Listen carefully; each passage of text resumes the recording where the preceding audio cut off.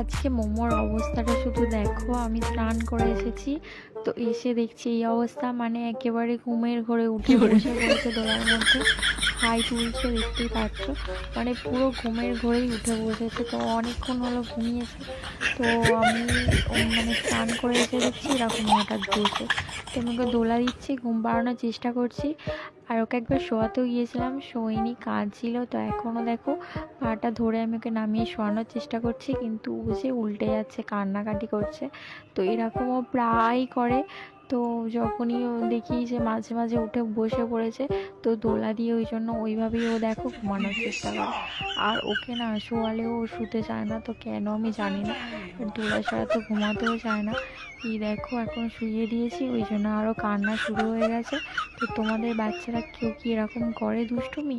মামুমের দলের কে কি এরকম আছে তো আমাকে একটু কমেন্ট করে জানিও।